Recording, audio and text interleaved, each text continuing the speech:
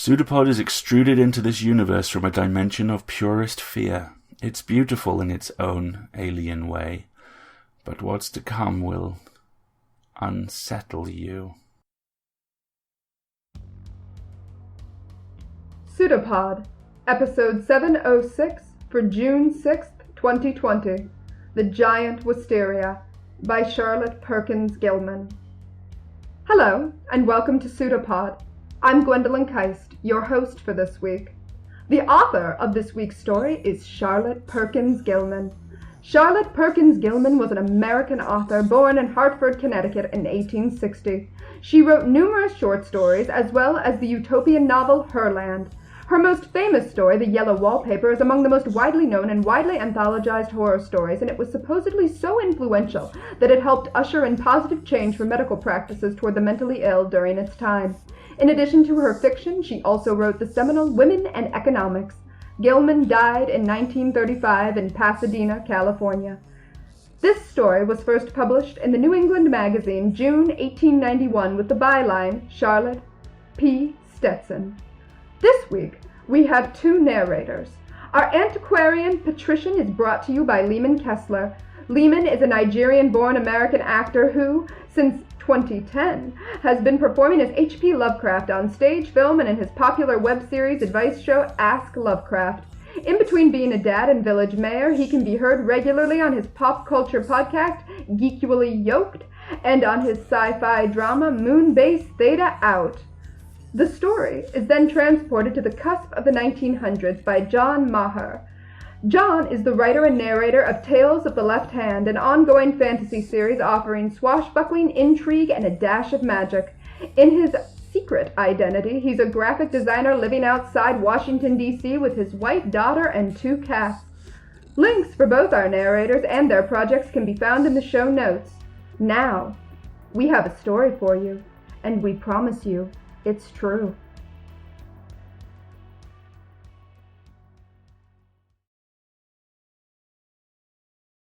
The Giant Wistaria, by Charlotte Perkins Gilman. Meddle not with my new vine, child. See, thou hast already broken the tender shoot. Never needle nor distaff for thee, and yet thou wilt not be quiet. The nervous fingers wavered, clutched at a small cornelian cross that hung from her neck, then fell despairingly. Give me my child, mother, and then I will be quiet. Hush, hush, thou fool, someone might be near. See, there is thy father coming even now. Get in quickly. She raised her eyes to her mother's face, weary eyes that yet had a flickering, uncertain blaze in their shaded depths. Art thou a mother, and hast no pity on me, a mother? Give me my child. Her voice rose in a strange, low cry, broken by her father's hand upon her mouth. Shameless, said he with set teeth. Get to thy chamber, and be not seen again tonight, or I will have thee bound. She went at that, and a hard-faced serving woman followed, and presently returned, bringing a key to her mistress. Is all well with her, and the child also? She is quiet, Mistress Dining, well for the night, be sure. The child fretteth endlessly, but save for that, it thriveth with me. The parents were left alone together on the high square porch with its great pillars, and the rising moon began to make faint shadows of the young vine leaves that shot up luxuriantly around them, moving shadows like little stretching fingers on the broad and heavy planks of the oaken floor. It groweth well, this vine thou broughtest me in the ship, my husband. Ay, he broke in bitterly, and so doth the shame I brought thee. Had I known of it, I would sooner have had the ship founder beneath us, and have seen our child cleanly drowned, than live to this end. Thou art very hard, Samuel. Art thou not afeard for her life? She grieveth sore for the child, aye, and for the green fields to walk in. Nay, said he grimly, I fear not. She hath lost already what is more than life, and she shall have air enough soon. Tomorrow the ship is ready, and we return to England. None knoweth of our staying here, not one, and if the town hath a child unaccounted for to rear in decent ways, why, it is not the first, even here. It will be well enough cared for, and truly we have matter for thankfulness that her cousin is yet willing to marry her. Hast thou told him? Ay, thinkest thou I would cast shame into another man's house, unknowing it? He hath always desired her, but she would none of him, the stubborn. She hath small choice now. Will he be kind, Samuel? Can he— Kind? What call'st thou it to take such as she to wife? Kind? How many men would take her, and she had double the fortune? And being of the family already, he is glad to hide the blot forever. And if she would not, he is but a coarse fellow, and she ever shunned him. Art thou mad, woman? She weddeth him ere we sail tomorrow, or she stayeth ever in that chamber. The girl is not so sheer a fool. He maketh an honest woman of her, and saveth our house from open shame. What other hope for her than a new life to cover the old? Let her have an honest child, and she so longeth for one.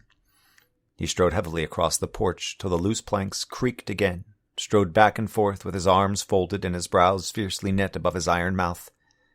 Overhead the shadows flickered mockingly across a white face among the leaves, with eyes of wasted fire. "Oh, George, what a house! What a lovely house! I'm sure it's haunted. Let us get that house to live in this summer. We will have Kate and Jack and Susie and Jim, of course, and a splendid time of it." Young husbands are indulgent, but still they have to recognize facts. "My dear, the house may not be to rent, and it may also not be habitable." "There is surely somebody in it. I'm going to inquire." The great central gate was rusted off its hinges, and the long drive had trees in it, but a little footpath showed signs of steady usage, and up that Mrs. Jenny went, followed by her obedient George. The front windows of the old mansion were blank, but in a wing at the back they found white curtains and open doors. Outside, in the clear May sunshine, a woman was washing. She was polite and friendly, and evidently glad of visitors in that lonely place. She guessed it could be rented, didn't know. The heirs were in Europe, but there was a lawyer in New York had the letting of it. There had been folks there years ago, but not in her time. She and her husband had the rent of their part for taking care of the place. Not that they took much care on it either, but keeping robbers out. It was furnished throughout, old-fashioned enough, but good, and if they took it, she could do the work for 'em herself, she guessed, if he was willin'. Never was a crazy scheme more easily arranged. George knew that lawyer in New York. The rent was not alarming, and the nearness to a rising seashore resort made it a still pleasanter place to spend the summer. Jack and Kate and Susie and Jim cheerfully accepted, and the June moon found them all sitting on the high front porch. They had explored the house from top to bottom, from the great room in the garret, with nothing in it but a rickety cradle, to the well in the cellar without a curb, and with a rusty chain going down to unknown blackness below. They had explored the grounds, once beautiful with rare trees and shrubs, but now a gloomy wilderness of tangled shade. The old lilacs and laburnums, the spirea and syringa nodded against the second-story windows. What garden plants survived were great ragged bushes or great shapeless beds. A huge wistaria vine covered the whole front of the house.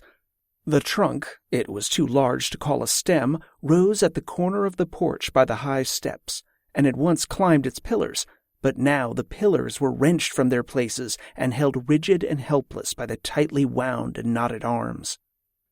It fenced in all the upper story of the porch with a knitted wall of stem and leaf. It ran along the eaves, holding up the gutter that had once supported it. It shaded every window with heavy green, and the drooping, fragrant blossoms made a waving sheet of purple from roof to ground. "Did you ever see such a wistaria?" cried ecstatic Mrs. Jenny. "It is worth the rent just to sit under such a vine. A fig tree beside it would be sheer superfluity and wicked extravagance." "Jenny makes much of her wistaria," said George, "because she's so disappointed about the ghosts. She made up her mind at first sight to have ghosts in the house, and she can't even find a ghost story." "No," Jenny assented mournfully. "I pumped poor Mrs. Pepperell for 3 days, but could get nothing out of her. But I'm convinced there is a story if we could only find it. You need not tell me that a house like this, with a garden like this, and a cellar like this, isn't haunted." "I agree with you," said Jack. Jack was a reporter on a New York daily and engaged to Mrs. Jenny's pretty sister. "And if we don't find a real ghost, you may be very sure I shall make one. It's too good an opportunity to lose." The pretty sister, who sat next him, resented. "You shan't do anything of the sort, Jack. This is a real ghostly place, and I won't have you make fun of it. Look at that group of trees out there in the long grass. It looks for all the world like a crouching, hunted figure." "It looks to me like a woman picking huckleberries," said Jim, who was married to George's pretty sister. "Be still, Jim," said that fair young woman. "I believe in Jenny's ghost as much as she does. Such a place! Just look at this great wistaria trunk crawling up by the steps here. It looks for all the world like a writhing body, cringing, beseeching." "Yes," answered the subdued Jim, "it does, Susie. See its waist, about 2 yards of it, and twisted at that. A waste of good material." "Don't be so horrid, boys. Go off and smoke somewhere if you can't be congenial." "We can. We will. We'll be as ghostly as you please." And forthwith they began to see bloodstains and crouching figures so plentifully that the most delightful shivers multiplied, and the fair enthusiasts started for bed, declaring they should never sleep a wink. "We shall all surely dream," cried Mrs. Jenny, "and we must all tell our dreams in the morning." "There's another thing," said George, catching Susie as she tripped over a loose plank, "and that is that you frisky creatures must use the side door till I get this Eiffel Tower of a portico fixed, or we shall have some fresh ghosts on our hands.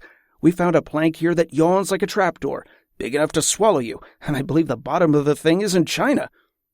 The next morning found them all alive and eating a substantial New England breakfast, to the accompaniment of saws and hammers on the porch, where carpenters of quite miraculous promptness were tearing things to pieces generally. "It's got to come down mostly," they had said. "These timbers are clean rotted through, and what ain't pulled out of line by this great creeper, that's about all that holds the thing up." There was clear reason in what they said, and with a caution from anxious Mrs. Jenny not to hurt the wistaria, they were left to demolish and repair at leisure.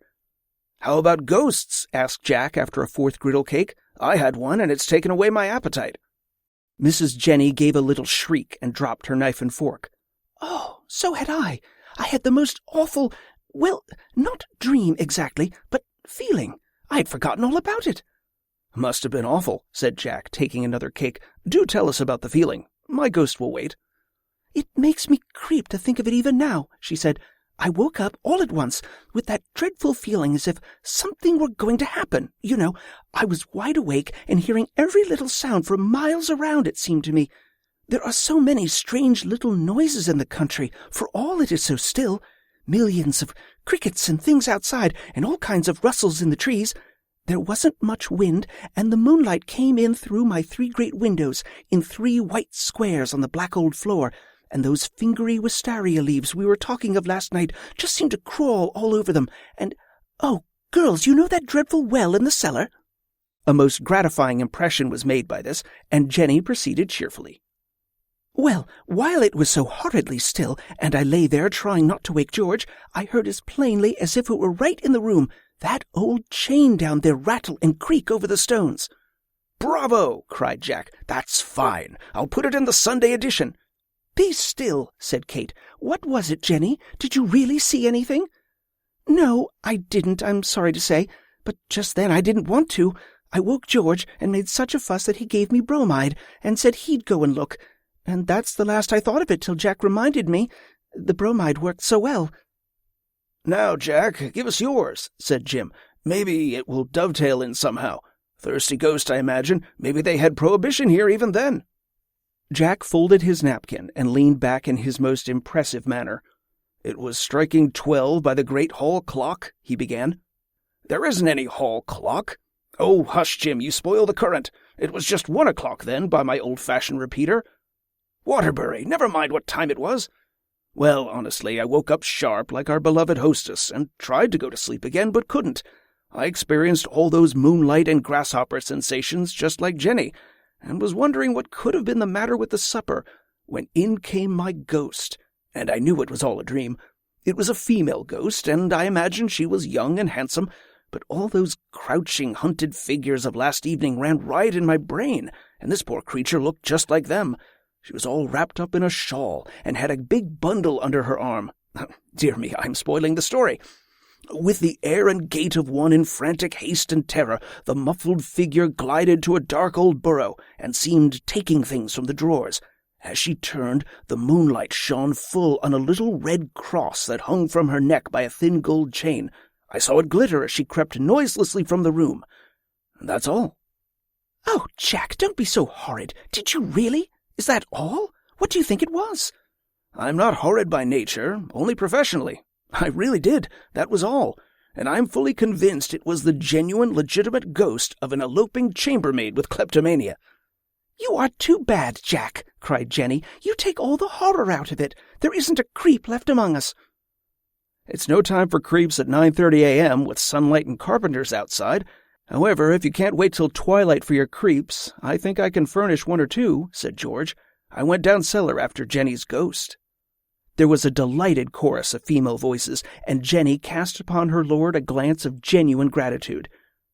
"It's all very well to lie in bed and see ghosts or hear them," he went on, "but the young householder suspecteth burglars, even though as a medical man he knoweth nerves, and after Jenny dropped off I started on a voyage of discovery.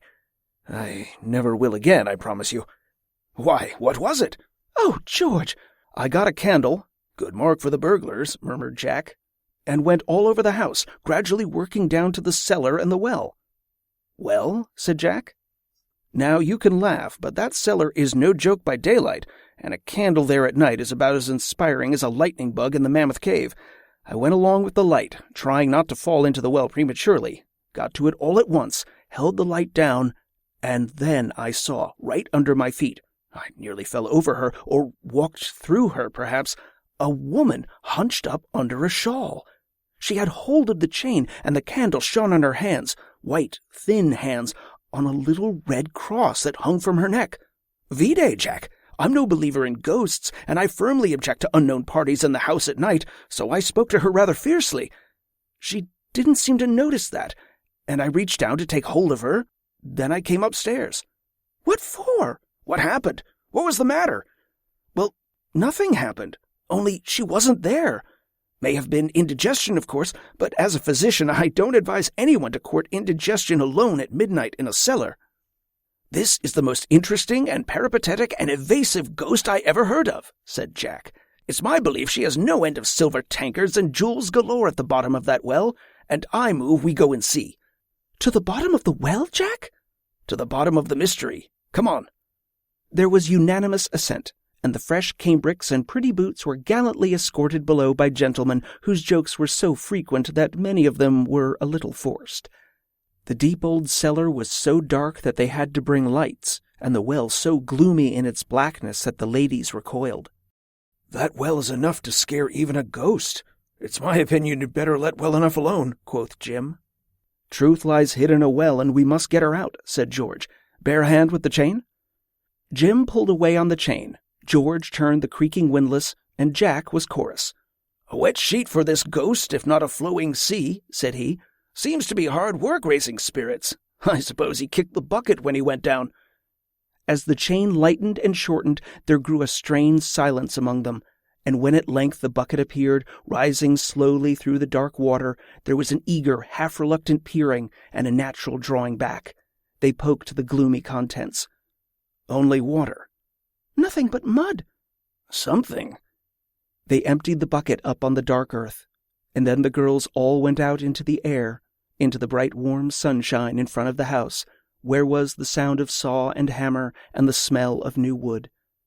There was nothing said until the men joined them, and then Jenny timidly asked, "How old should you think it was, George?" "All of a century," he answered. "That water is a preservative, lime in it."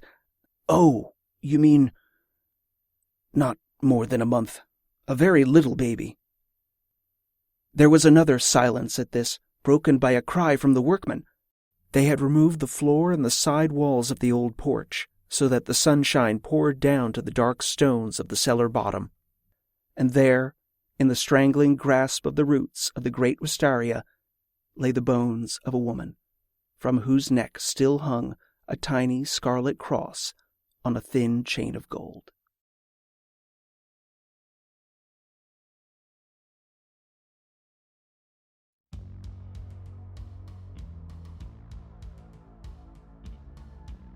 So first off, I want to thank the fabulous Stephanie M. Wojtowicz for bringing this story to my attention a couple years back. I was already familiar with the yellow wallpaper, of course, but I had never heard of this particular tale from Gilman. Needless to say, it took my breath away the first time I read it, especially that devastating ending. I wrote about this story in my essay, Magic, Madness, and Women Who Creep, The Power of Individuality in the Work of Charlotte Perkins Gilman, which was published last year in Wistaria. I argued that the giant wisteria is in many ways a direct counterpoint to the yellow wallpaper, namely that the narrator in the yellow wallpaper is only able to break free from the confines of so-called normal reality by becoming the woman who creeps out of the wallpaper, while the young girl in the giant wisteria is forced to face reality head-on and is ultimately destroyed by it. In Gilman's world, so-called madness is sometimes the only way to deal with a cruel, unjust world. Though her death was nearly a century ago, Charlotte Perkins Gilman continues to inspire creators even today. In addition to the yellow wallpaper being a college curriculum staple, her influence is seen elsewhere too. The 2017 book Literary Witches, which I highly recommend, features Gilman prominently, and in the accompanying oracle deck she's given a description: freedom. It's a beautiful sentiment on behalf of a woman who spent her whole life desperate to break free from the confines that society placed on her and on all women. If you enjoyed this story, then head on over to PseudoPod.org and click Feed the Pod to subscribe. And while you're there, please consider donating to keep these fabulous stories coming. PseudoPod is part of Escape Artists Incorporated and is distributed under a Creative Commons Attribution Non-Commercial No Derivatives 4.0 International License. Theme music is by permission of Anders Manga. PseudoPod knows that it is the strangest yellow, that wallpaper. It makes me think of all the yellow things I ever saw. Not beautiful ones like buttercups, but old, foul, bad yellow things. But there is something else about that paper. The smell. I noticed it the moment we came into the room, but with so much air and sun it was not bad. Now we have had a week of fog and rain, and whether the windows are open or not, the smell is here. It creeps all over the house.